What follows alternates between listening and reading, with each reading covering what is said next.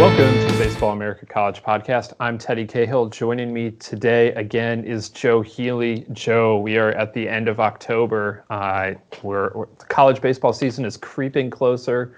We've got some fall workouts going in, but importantly, Halloween is this week, and we're gonna have a little Halloween themed segment later in the show. How excited are you for Halloween? Well, it's kind of a neat holiday. I mean, I'm not big myself on Halloween, but I do try to have a little bit of fun with it. I really like it, though. I think we talked about this a little bit on previous podcasts because I think of Halloween as kind of the gateway into the holiday season, which is kind of more my jam. Big Thanksgiving guy, big Christmas guy. So those really get me excited. And, at the risk of kind of looking a little too far out, you mentioned the college baseball season kind of creeping up on us. And I always think of Halloween as kind of a marker where, okay, most people are kind of wrapping up or getting close to wrapping up their fall workouts.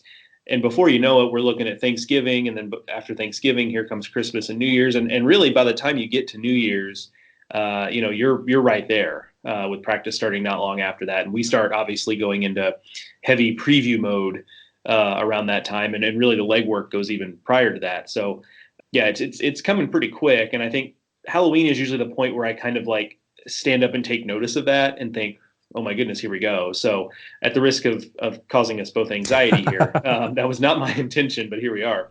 That's kind of how I think from a college baseball standpoint, I think of Halloween. But no, it's kind of a cool thing. I loved it as a kid. I think I was, as a kid, predisposed to kind of enjoying Halloween because I grew up in one of those kind of prototypical like suburbs of a big city where the kids in the neighborhood could get out and walk around and go door to door. And I know, living in a rural community now, like trunk or treats are a big deal, or like merchant nights where you go to the businesses and trick or treat at the businesses on the square is kind of a big thing. So I'm kind of glad that I grew up where I did, where I got that traditional trick or treating experience, as opposed to a situation where I would have had to like get in the car and drive somewhere to go trick or treat around the town square, what have you.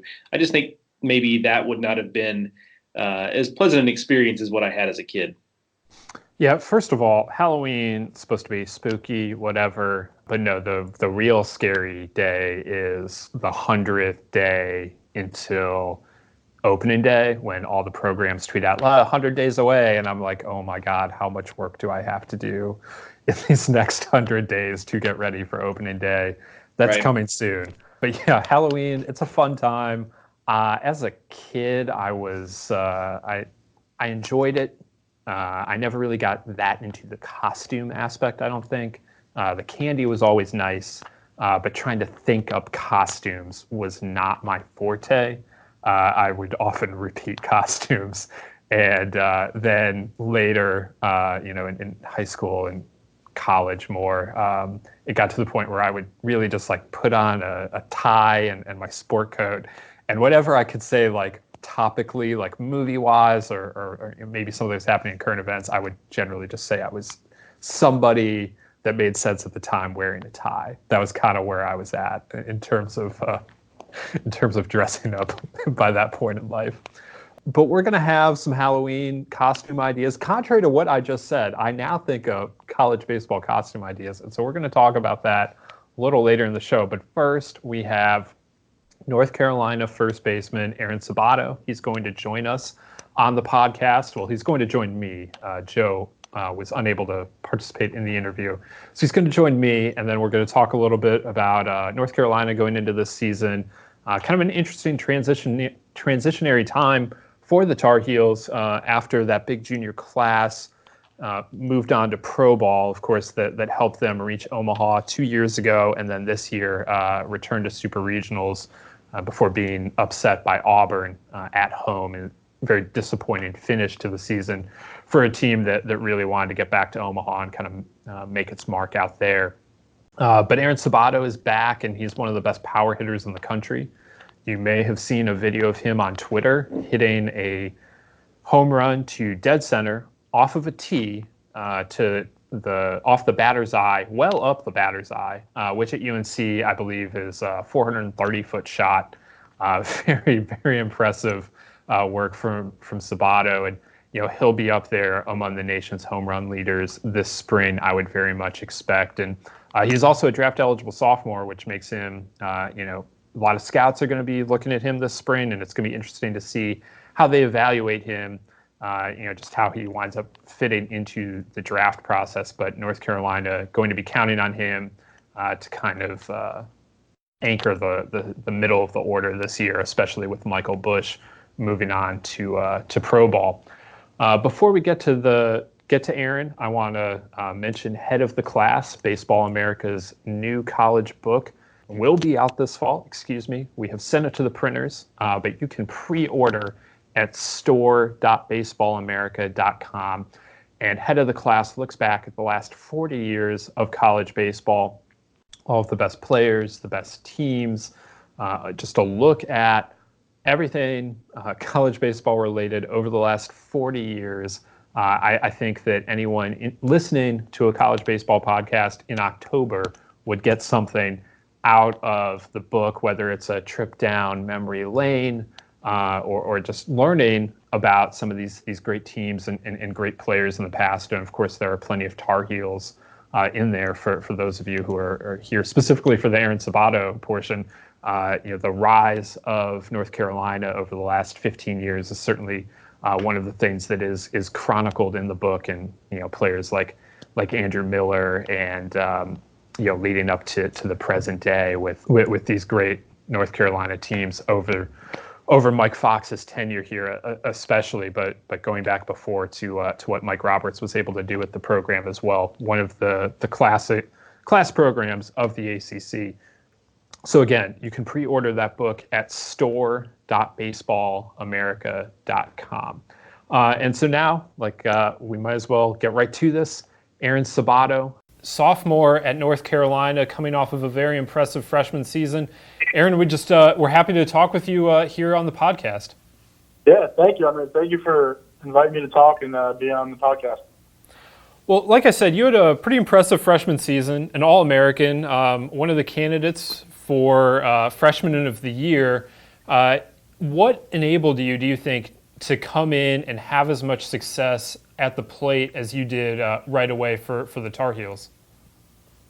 I think just coming off through high school, I think the only thing that I hooked on was being able to swing at strikes and take balls. And I think coming here and working with Coach Wiersbicki every day, day in, day out, and really just being able to focus on certain strengths and really improve those, and also just trusting him and pointing out different weaknesses and being able to get every day and get better and better in order to be who I am out in the field and play at my best. So you guys end the season in Super Regionals, disappointing loss to Auburn, of course. What then did you do with the rest of your summer? The rest of my summer, I actually got hurt. I got hurt during this series against NC State. So over the summer, I had got surgery, and so I was off for the summer. So I really didn't get to play summer ball this year. So now you're back in fall. How's that process been? Just being able to get back and ready to play. It's been awesome. Being away from, especially playing baseball since I was 3 years old. Being away from the game for months at a time, really, and it's nothing that I'm used to. So being able to get back and be with all the teammates and all the new guys and just being part of the team again takes a burden off my shoulders from just watching everybody, and it makes me feel like I'm back part of the team and doing stuff, even if I can't do stuff fully. But now I'm back. I'm throwing again. I'm hitting again. It's been awesome now that I'm back. Absolutely. And we saw a video of you that North Carolina posted on Twitter, hitting a home run off a tee, off of the batter's eye, something like 430 feet away. First of all, just how did that feel? That felt really good because obviously, I've never been really hurt before, and you come back and there's all these questions of, are you going to be able to back? Am I going to have my strength, my power, and just little stuff like that. Especially coming off the year and you're feeling good about yourself, and then you get hurt, and now it's a blank slate. But having being able to come back and do that, something that I could never do before, even before I was hurt, So I mean, it's awesome because like it answers questions that you thought would never be answered until you never know, and you can't control that stuff. So being able to go out there and realize that like that is something I can do, and it was only a matter of time. Like, I mean, it's awesome. Was that a one-time thing? Is that a drill you do a lot? Just what was that really? It was my first time actually out on the field. So my progression back for tee work, like to get back into hitting, that our trainer like drew up, my first swings were supposed to be off the tee, and I got back and it was out. Practice was ending, and it was like really late at night. It was like 6 o'clock. Like I had the late practice, and Coach Fox was like, "Do you want to just do your tee work out here?" And I was like, "Yeah, sure, I guess." And so I took like the first couple of swings, and I ended up like hitting a couple out to the opposite field. And I guess some of the guys were talking about it, and TJ, our media guy, ended up asking me about it, and he said let's just shoot a video of you hitting a couple, and maybe we could post it online. And I was like, yeah, sure. So that's how that came about. Well, it was a very impressive swing for you, and I know something else you're working on. You've been working on really since you got to UNC is your defense. Just how do you feel like that progression has been over the last year? I mean, I think it's been amazing. I mean, I've learned stuff through all the coaches here that I've never learned in my entire life, and I'm not even close to the defender that I was before. I mean, I'm a totally different guy in the field now. Like playing first base, I play with like a lot more confidence. I mean, coming through high school, like you playing shortstop, and then you get to college, and the shortstops don't look like I do, and they're quicker, they're faster, and then you get to a position like playing first, and you think it's easy, but there's just like so much that I realized that I didn't know, and I got like exposed for it, and so like it was either like focus on hitting and only be a hitter and only be a DH, but like that's not what I wanted to do, and that's not who I wanted to be as a baseball player. And so it just took a lot of time of like early work of hours before the game and hours after practice and just asking of coaches hitting me extra ground balls, and I'm 10 times a better defender than I was last year. This fall, you guys also had the opportunity to go down to the Dominican Republic as a team for several days. What was that experience like for you, and what did you take away from that trip? I mean, that trip was something that I'll never forget for my entire life. I mean, when we got down there, the first thing we did was we went to an orphanage, and it was called Casito de Jesus, and it was just a little girls' orphanage, and just, I mean, it's really eye-opening. Like it's locked in from the outside. Everything around it is just really, really poor areas, and these girls have been abandoned, left. I mean, it was just something that like we never really experienced here, and it's something that I think we overlook, of just realizing of how tough it is of these girls not knowing where their next meal is, and what clothes they're gonna wear, and like what they're gonna do for their day, and how they're gonna get money or get food or hang with friends or just play even little games. I mean, it was an unbelievable experience. We got to do a clinic with some of the baseball players in like the local areas, and although we didn't speak, like one of the biggest things we learned was like although we couldn't really speak their language, one of the tour guides said he's like they know what love is, and like that was really eye opening in the fact that like no matter what we did, the fact that we spent time with them and like showed them love and like cared for them, and like in the other day like we did give them stuff, but like they knew like the impact that we had on them was way bigger than like anything that we could have done here or anything that they get down there. So I mean, it was just really eye opening. Like we just take little things for granted that we have here that they really don't have, and that would be so useful for them. Absolutely. One of the things that kind of stands out to me anytime I talk with anyone that's gone on a trip like this is just how much, like, yeah, you guys play games down there or whatever, but the off the field stuff seems like that's what really hits home with and that's what you guys are going to remember going forward. Yeah, I mean, no doubt. And you are playing though, and what was it like to play some of the Dominican teams? Because I know they play a little bit different style than what we're used to up here. Yeah, I mean, it was really cool. Like, one of the things that we actually got to play one of the Seattle Mariners like academy team, and like one of the things that they praised us for was our ability to like control the zone. And they said how like their type of style is like they're aggressive, they love to swing, they love to put the bat on the ball, and like something that we harp at UNC is like swing at strikes and take balls. And it's really interesting to see how like if we can control the game at UNC, like, and we can get guys on and move guys over and not really so much play for the long ball, but more of just like as a team.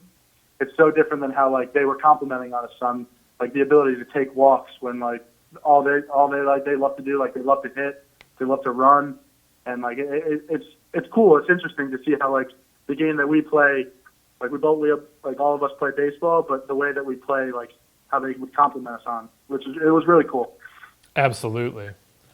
You know, as we look to 2020 for the Tar Heels, I know there was some pretty significant talent in the lineup that moved on, including Michael Bush, and I think that you're probably going to be more of a focus for opposing teams. Do you have to change anything because of that, or do you just want to stay within yourself and not worry about that kind of thing?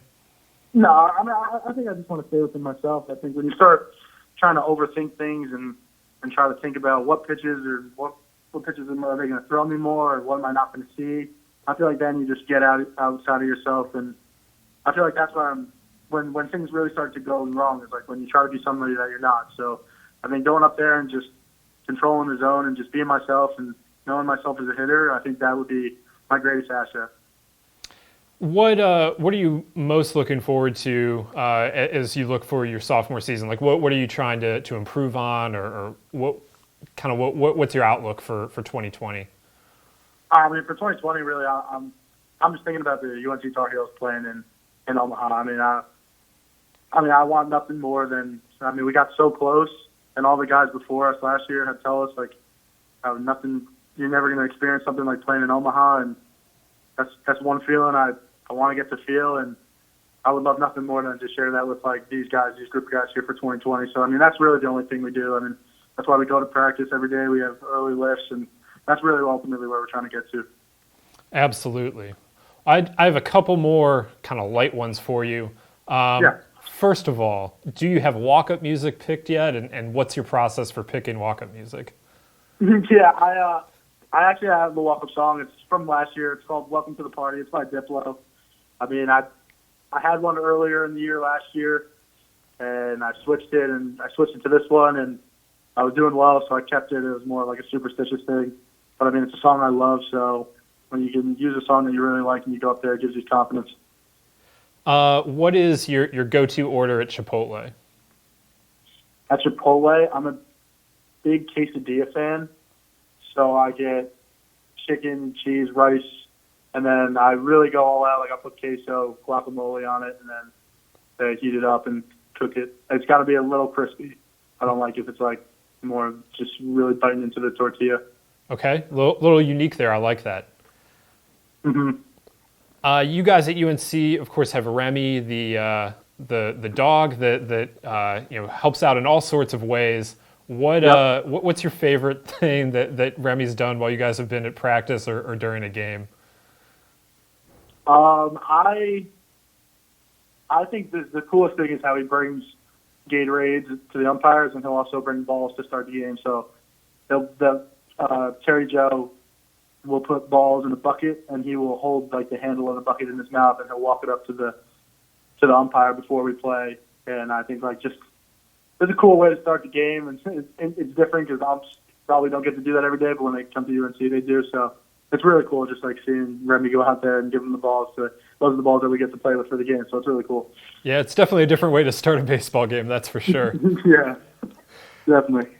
And then UNC, Chapel Hill, it's a really cool place overall. Just what do you think is your favorite part of being a Tar Heel and going to school at Carolina?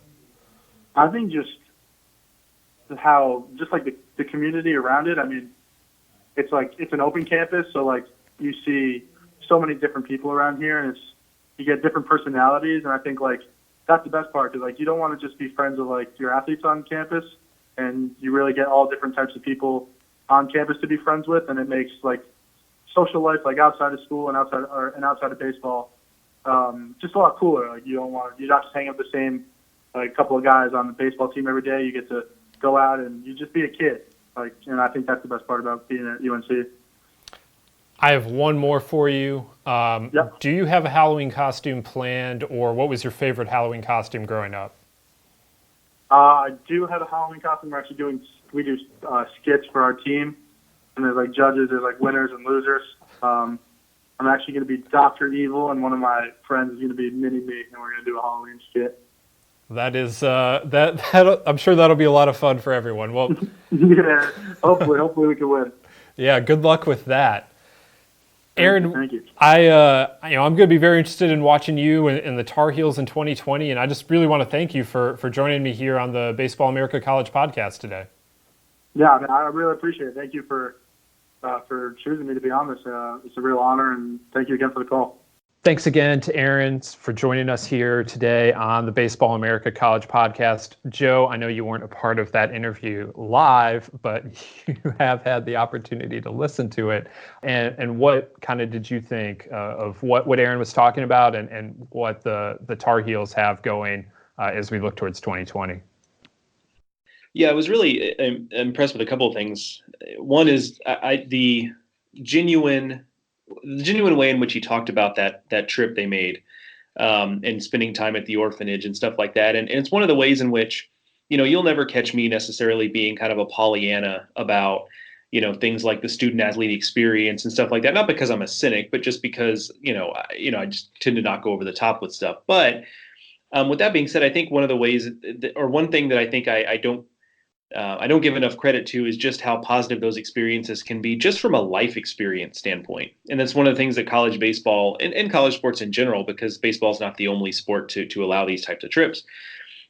The kind of experiences that being a college athlete can afford you. I mean, that is kind of a once in a lifetime thing for a lot of people. And it's just kind of a cool life experience that, to use his own words, that he's going to remember for the rest of his life. And so that's really pretty cool. They were able to go down there and they played some baseball, and that was great. And you spent some time talking about kind of the difference in baseball culture. And but, to do a good thing and to be there to help people and to create a positive experience for the people in that town and for the team, it's kind of a cool deal. And you could really hear it in his voice that meant a lot to him. On the baseball side, he talked a little bit about working on his defense, and that's something I'll be interested to see. I've long been someone who talks about how I think too often we just assume that you can just throw anyone over at first base and slap a glove on them, and then, they can do a serviceable job, and they might be able to, catch the routine throws and maybe find, get a short hop pick or two. But there really is kind of a craft to playing first base. And he sounds like someone who's really kind of dedicated to that craft. He said, I didn't want to be the type of player who just plays DH or kind of passively plays first base. I want to be, what he was saying is he wants to be a well-rounded player. And to your point about him being a draft eligible sophomore, I think you and Carlos had him at, I think, number 50 among the college prospects for 2020. And I think, if he can find a way to be, someone that a team can see being a solid defensive first baseman, certainly that can only help. And these are boom times for college first basemen. I mean, Andrew Vaughn and Spencer Torkelson. So, it's not necessarily there might have been a time when someone who's primarily a first baseman and a right-handed first baseman, that could be problematic. But if you can hit, and Sabato can clearly hit, I think there's a way forward now. Certainly if he can become an average or solid average defensive first baseman. And so I'll be interested to see that development as he goes along. And, I looked back at his stats from the previous year, and I was kind of impressed because he was someone I had my eye on coming into the season. I think everybody was high on him. Got off to a little bit of a slow start, and I looked, and it turns out on March 9th, which was the beginning of their series against Clemson, he was hitting 186 with one home run. And that's, wow, that's I did not remember that at all. Yeah, that's basically 3 or 4 weeks into the season, 186 with one home run. So it really kind of tells you the kind of tear that he went on for really the last 10 weeks or so of the season. Really, there was hardly anybody better in the ACC over the last 2/3 of the season. So that's really impressive there. And I think hints at the fact that there could be a monster sophomore season coming. We'll have to see. I mean, the book is a little more out on him. You just never quite know. But he put up huge numbers over what was essentially 2/3 of a season, because he did struggle out of the gate and put up perhaps the most productive freshman season at UNC since Colin Moran. I mean, I haven't gone back and really looked at it that hard, but that's That sounds about right. Yeah. So really looking forward to it. I'll echo everything you say about being excited to see what he does and what the team does. You alluded to some of the turnover that UNC is going to deal with, really on both sides. I mean, as frustrating as their rotation was at times, because you could see the talent and the raw tools were there, it often seemed like the rotation, whether it was Delatry who struggled with injuries or Bergner and Baum, they just felt like they could never quite put all those pieces together. But with that being said, now you lose 2/3 of that rotation, plus the questions about Delatry's health, on top of the offensive guys who are gone now. You mentioned a couple in Bush and Ike Freeman, Brandon Martirano, guys like that. So going to be some questions, but at this point, UNC is a program that, you have to give a little benefit of the doubt, and certainly having a guy like Aaron Sabato in the middle of the lineup is a really good start on rebuilding it. Yeah, I mean, the thing about the defense is very interesting, and that was something that he was trying to work on last spring as well. And it didn't fully come together, but he has definitely been trying to work on that for probably about a full calendar year at this point. And so I think that that's very encouraging, from a player development standpoint, from a UNC standpoint, from a draft standpoint, everything that he is making that effort to try and improve over at first base and not just be a one-dimensional player. And UNC had Michael Bush there he was kind of at first base, and then he played a lot of the outfield, and that's not going to be what Sabato does. I love the bit about him mentioning that he was a high school shortstop. I've seen players like that play shortstop. It's always a little hard to imagine when you think of them as first baseman and then move them back to shortstop. But it's a new position to him, and it does take some time to learn. And it's going to be a big plus for everyone involved if he can take that jump defensively. And then Carolina's in an interesting spot. You mentioned all the player turnover. We also can't forget about Robert Woodard leaving to become the head coach at Charlotte. He did a really good job as a pitching coach for UNC and was a big part in UNC's analytic push, embracing a lot of the new technologies and the new ways of measuring things and relating that to player performance. And I think that he's leaving the program better than he found it, but at the same time, last year's pitching staff never quite seemed to click, like you said. And so how's that now going to look with Bryant Gaines as the new pitching coach and some new arms around? If Gianluca Delatry can be healthy, that would obviously be a big bonus for the Tar Heels, but Delatry's been banged up for the better part of 2 years now.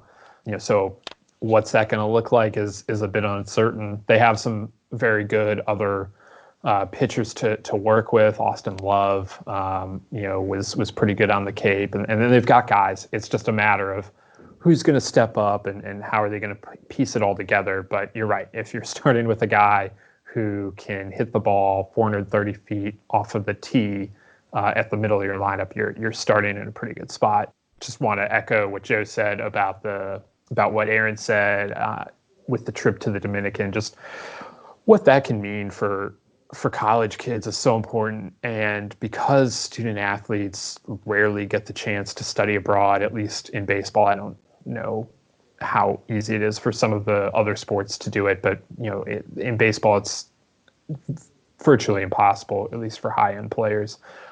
So to give them the opportunity to see another culture, to experience a place like the Dominican Republic that is so different from everything that they've grown up around, that is one of the great things that college sports allows. And the ability to take those trips is, it does require commitment from the administration. They aren't cheap to take, but the teams that can take it, they all talk about just the human side. It's not like, yes, we talked with Aaron about the baseball side, but I had to get that out of him. That's not where his mind went. And, that's pretty typical, I think, of players and coaches that go on these trips, that they go first to just the human scenes that they see, whether that's at an orphanage or, just around, the field when kids come to watch them play or whatever it is, that the human interactions are often the paramount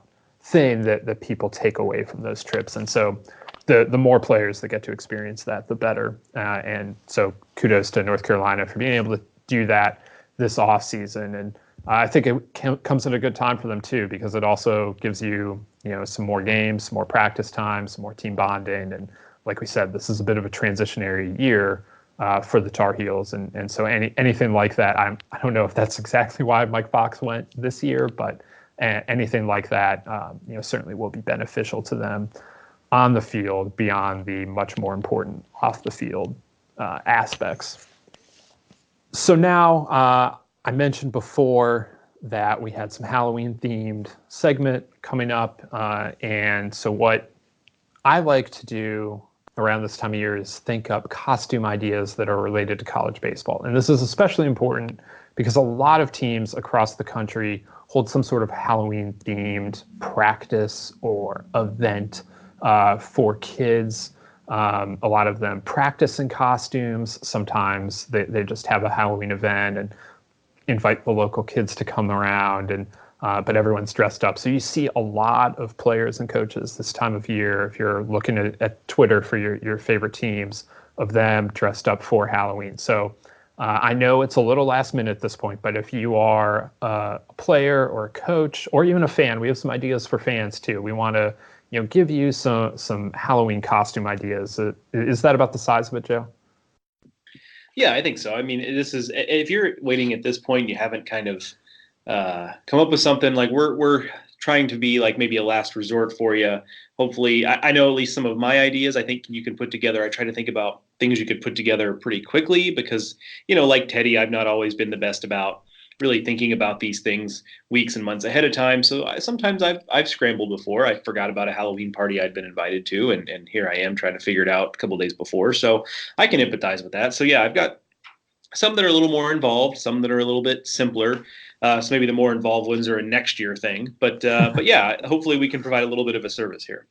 Yeah, so I want to start with, last week on the podcast we had Michigan coach Eric Bakich, and we talked about Kenny Chesney and just how much that got related to the run of this 2019 team to the World Series. And so, I mean, really, for any Wolverine, any Michigan fan, for a Michigan fan, I guess you could go as one of the players in their cowboy hats that they all got at the Kenny Chesney concert. But I would just hope that one Wolverine, I don't care if it's a player, coach, whoever, somebody in the Michigan program needs to dress up like Kenny Chesney this week.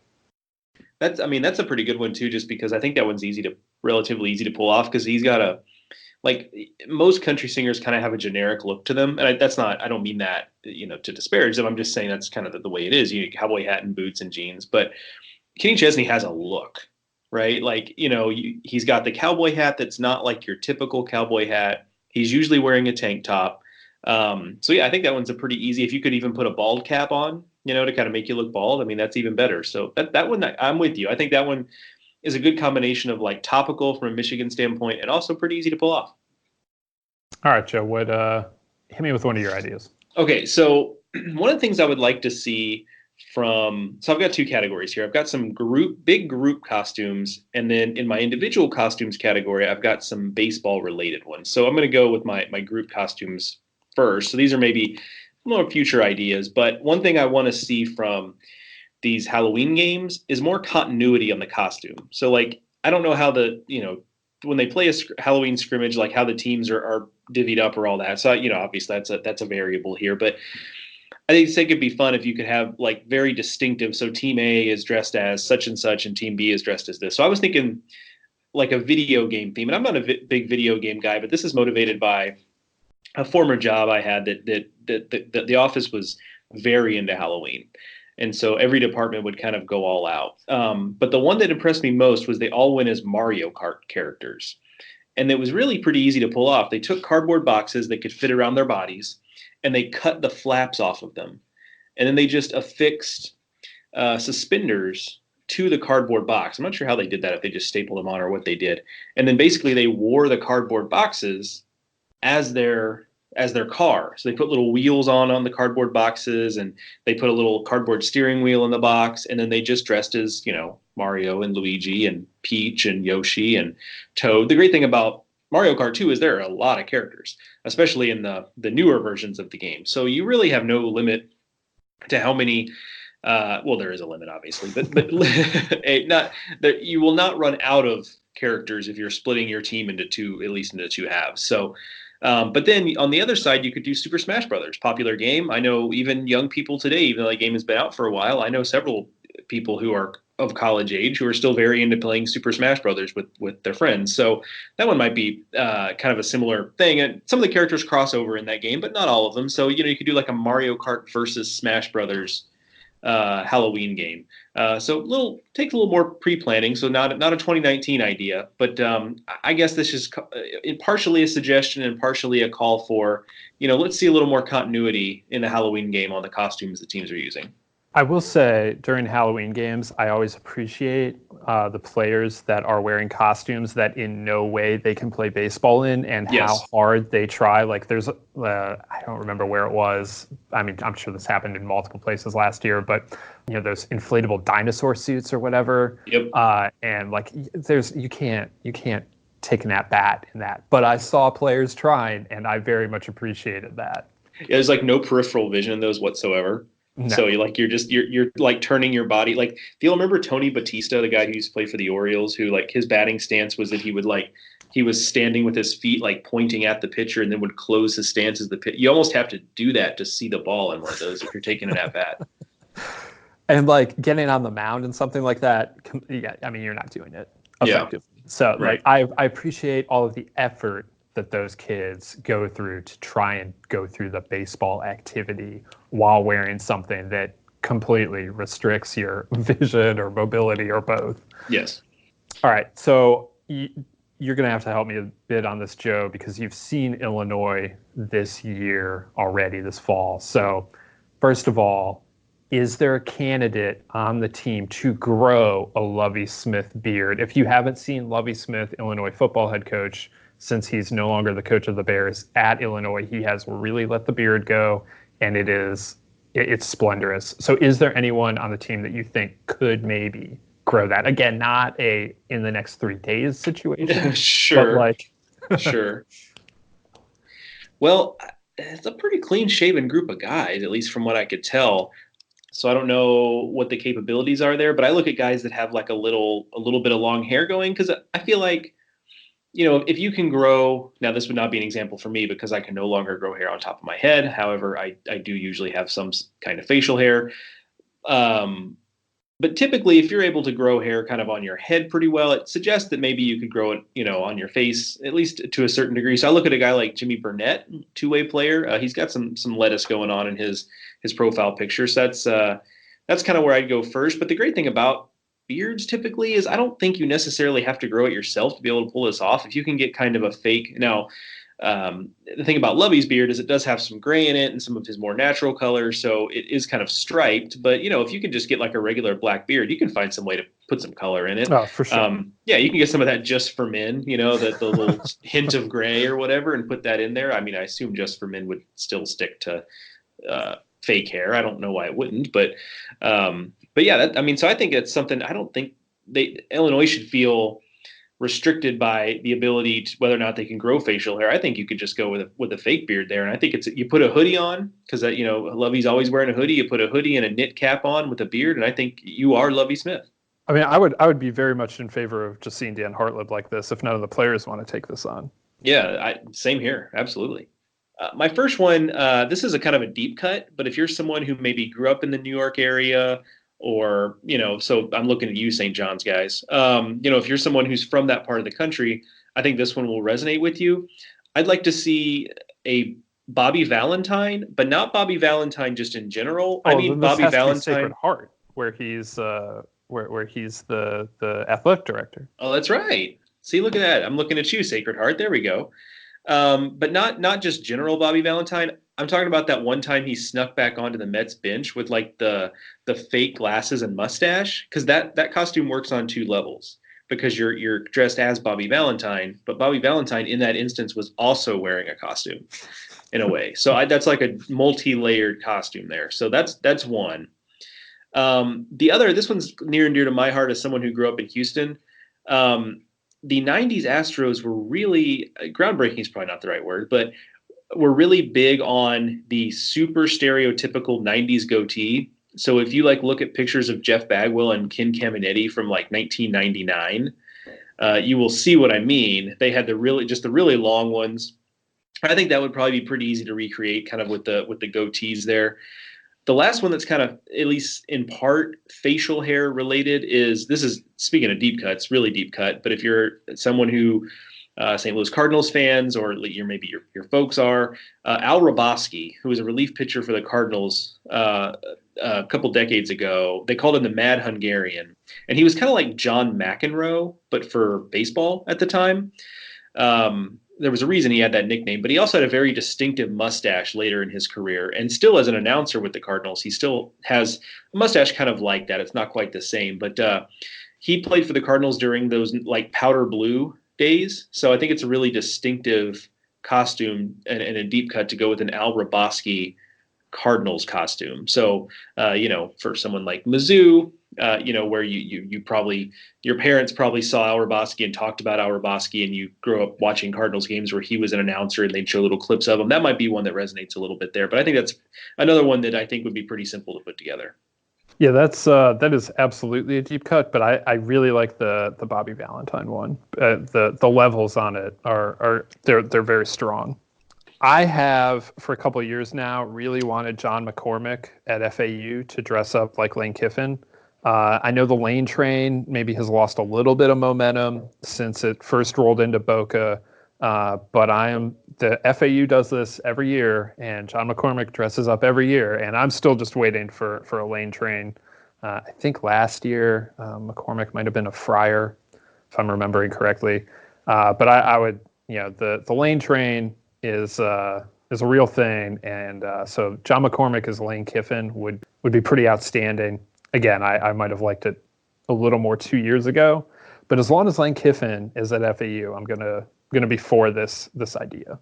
Yeah, and Mac's kind of the right guy to do. I mean, he's got a good sense of humor, and like he already dresses up, so I think he's a good candidate for something like that. And that might be the best combination of, baseball coach dressing up like his school's football coach that there is, would be John McCormick as Lane Kiffin. I mean, obviously we can't sit here and go through all of them, but that strikes me as at least probably being in the best like 5% of possible combinations.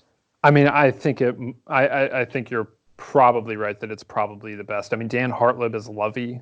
We've already mentioned that, and that jumps out. But Bakich as Harbaugh would certainly be high on the list. But when you think about some of these other football coaches right now, there aren't a whole lot of like super distinctive looks going on. I feel like, I mean, like Saban and Dabo, like they don't really have like looks. Lincoln Riley, I mean, what does Lincoln Riley wear on the sideline? I couldn't tell you. And like, while Paul Maneri as Ed Ogeron would be outstanding, like Ed Ogeron looks pretty normal. It's just the voice you got to do. And I don't know if Paul has that in him, but if Paul does have that voice in him, I would love to see Paul Maneri as Ed Ogeron. Yeah, absolutely. Yeah, that's one where it's it kind of devolves into parody, with trying to pull off Ed Ogeron's voice. I guess also Mike Gundy. Is Mike Gundy still wearing the mullet? Because if Josh Holiday wanted to break out the mullet, yeah, I would be in favor of that as well. Yeah, that would be that's what I thought you were going with Todd Whitting, a similar thing with Dana Holgorsen. I was, but is Dana doing the hair thing this year? I haven't watched any Houston. That's a good question. I haven't either. So, but that's one we can table that one. That's another possibility for sure.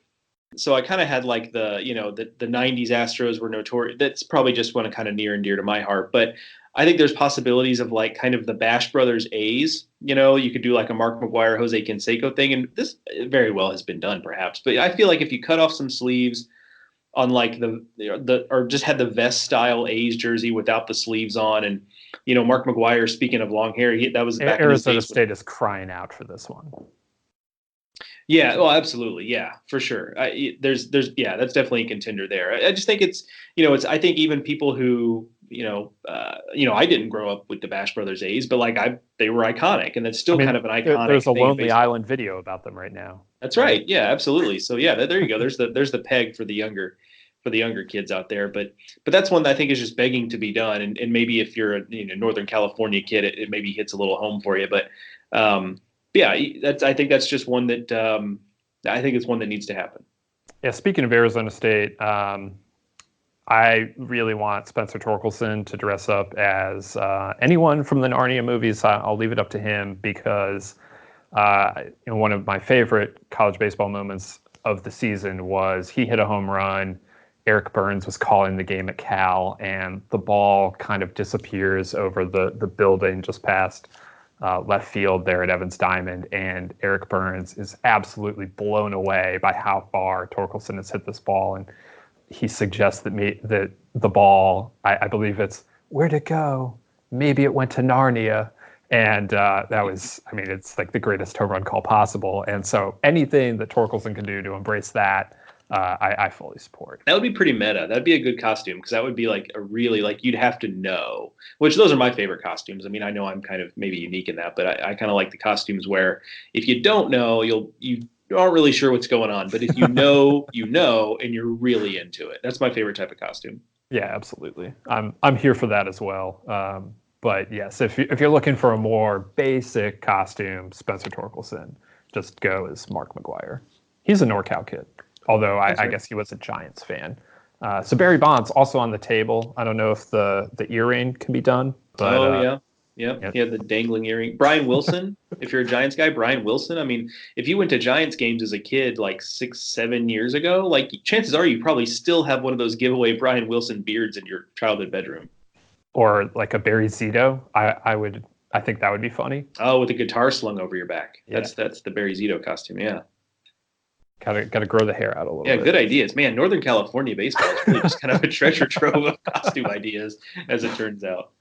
My last one is pretty simple, and I think it's a classic one. That's Harry Caray. Goodness, the glasses and, maybe the little white hair. And that's just such a, if you know baseball, you know Harry Caray. And I know me living in the Midwest right now, I'm kind of, I see and hear about Harry Caray a lot more than I did certainly when I lived in Texas. But with that being said, I think it's recognizable. I know Will Ferrell has probably given Harry Caray a little bit more shine than he would have otherwise, just because his impression of Harry Caray was so iconic on SNL. So that has probably helped in that regard. But I think it's just one that, folks would get. It appeals to all age demographics. I think everyone would be in on that joke. Certainly would be something that I think everybody would appreciate. Absolutely. And the last one, we see a lot in almost any Halloween scrimmage, there is a player dressed as his head coach. I would like to see that flipped and see the head coach dressed like a player. The obvious one here is Chris Lemonis as Jake Mangum, who I understand is now a former player. But like that one springs to mind. But any coach can do this because there will be some kid dressed like you. And if you can find out beforehand who that kid is going to be and then dress like him, that would be perfect. That's perfection. Absolutely. That's like, that's the next level thing. And it's certainly somebody would be able to give you that intel. Like talk to one of your captains and see if he can ask around, Yeah. The manager has to know, right? One of the managers has to. Yeah. Good point. Yeah. No, that would be great. So yeah, certainly I would love to see that. That's really fighting fire with fire. Well, if you guys have any good college baseball related costumes that you're wearing or that you're seeing that your team is wearing at one of these scrimmages or events, we would love it if you let us know. Probably the best way to do that is to tweet us. I am at Ted Cahill. Joe is at Joe Healy BA. And if you send in some good ones, I'll definitely hit the retweet button and maybe we'll talk about them next week. Some of the best ones we've seen from around the country. And next week, we will be back here with another edition of the Baseball America College podcast. We will be speaking with Cal Poly coach Larry Lee. Should be a good interview with him. Always fun stuff when you can talk with Coach Lee. So we're excited about that one. So make sure you are subscribed to the Baseball America podcast on any of your favorite podcasting apps, be that Apple Podcasts, Google, Stitcher, Spotify. You can find us in all of those places and more. And if you can rate or review us on that app, we would greatly appreciate that as well. Also remember, Head of the Class out later this fall, Baseball America's new college baseball book. And if you've just listened to me and Joe run through some Halloween ideas for college baseball, you will definitely like this book because you are a true college baseball nerd.